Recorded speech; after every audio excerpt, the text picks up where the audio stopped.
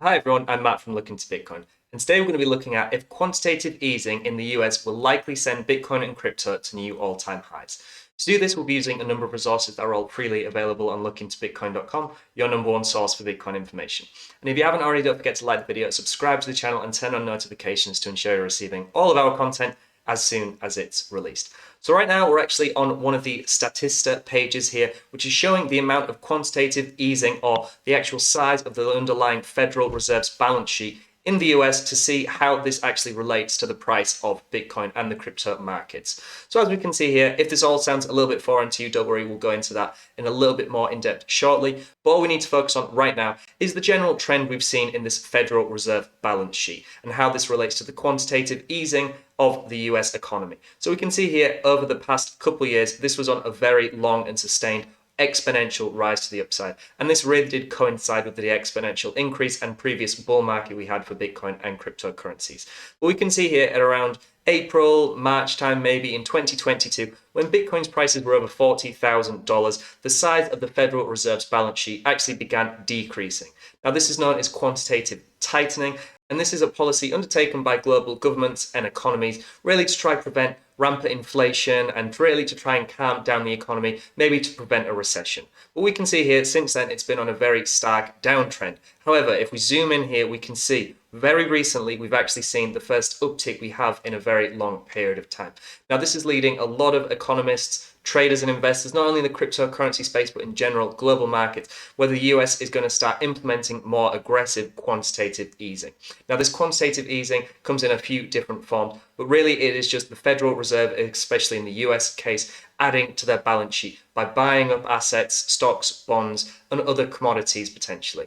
So quantitative easing is a tool that governments and economies will use to try and stimulate the economy. And especially as we've had lots of murmurs of a potential upcoming recession and a general downturn in global economies, a lot of governments are pretty happy to turn on the printers, potentially buy up lots of assets to really stimulate the economy, get more money flowing between residents and businesses of that country and economy. But really, as we're looking into Bitcoin specifically in this case, we're going to selfishly look to see how this actually relates to the underlying Bitcoin price. So here we can see just the standard price of Bitcoin going back almost its entire price history, over a decade now. And we can see it's been on a fairly decent uptrend, starting from just a few dollars to where we currently sit at around $28,000, beneath our previous high of near $70,000. And what we can actually do here on TradingView is add on the US central bank balance sheet and see how that relates to the underlying price of Bitcoin.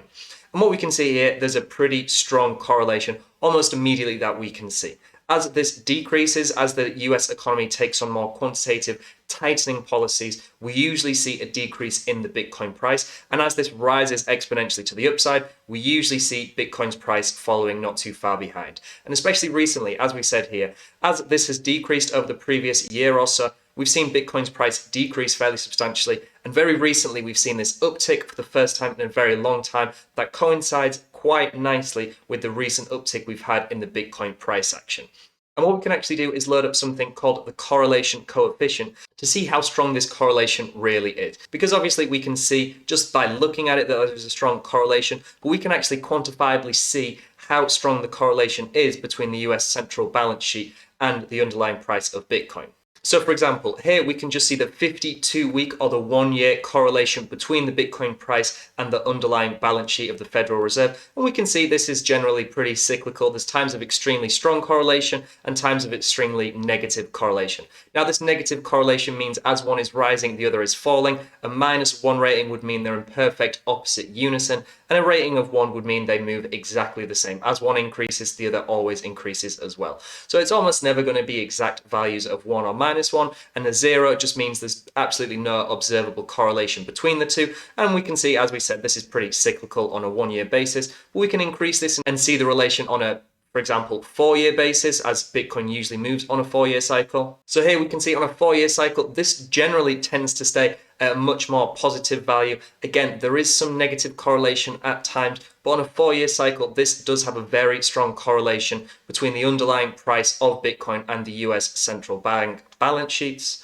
But we can also look at the all-time correlation. So once we take into account all of Bitcoin's price history and all of the available price data we have here for the US central bank balance sheet, and see how strong the correlation is between the two on the longest timescale possible. So when taking into account all of Bitcoin's price history, well over a decade of price action, and the relation between that price action and the US central bank balance sheet, we can see we have a correlation value of 0.82.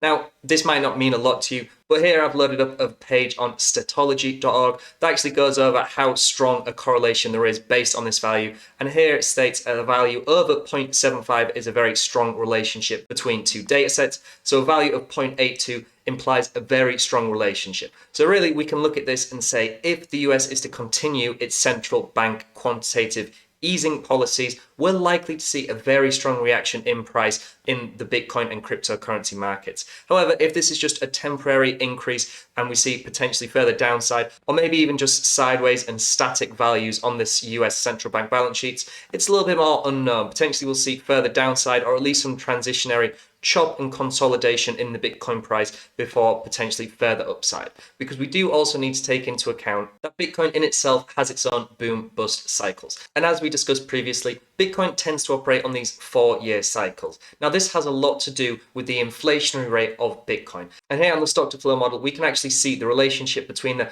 fundamentally fair, potentially intrinsic value of Bitcoin and the underlying price and how they actually relate to each other. Because every 4 years, the Bitcoin network decreases its inflationary rate by 50%. So every 4 years, we can see by these vertical lines on the chart here, the amount of new Bitcoin coming into the actual network decreases, it cuts in half. So right now, the Bitcoin network is increasing by a rate of 6.25 Bitcoin every new block. New blocks coming in around every 10 minutes or so. But here in around April 2024, this is going to be cut in half to 3.125 Bitcoins per new block. And we can see the impact the previous halving events have had on the Bitcoin price and how this impacts this stock to flow model. We can see previously, as this inflationary impact occurs, we have about a year transitionary period for the actual network to catch up to this new inflationary rate. And then we can usually see price have this exponential rise to the upside following this. It's happened in every single one of Bitcoin's cycles following these halving events. We can see in the most recent bull cycle here, we increased from price of around $10,000 to near $70,000 following this halving event. And we actually kept a very strong relationship with this stock to flow predicted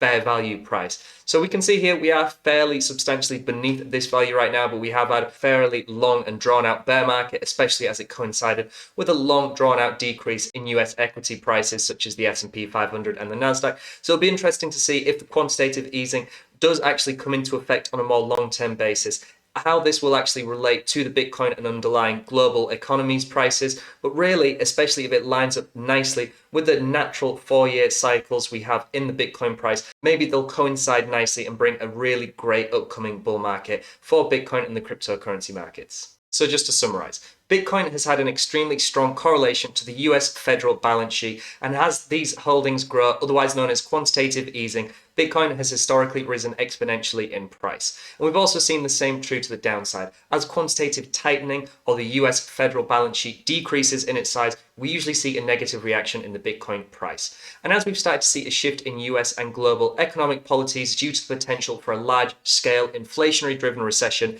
many countries would prefer to buy and print their way out of hard times to prevent economic collapses.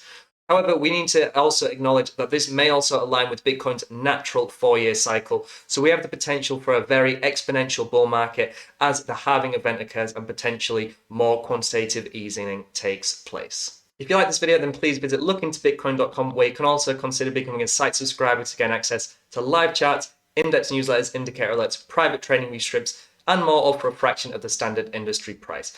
And let me know in the comments down below, do you take into account current fundamental global economic policies with your Bitcoin trading and investing? And if so, what metrics do you use? I'd be interested in reading and replying to all of your comments, both in the comments down below and on social media. Thank you very much for watching, and I'll see you in the next one.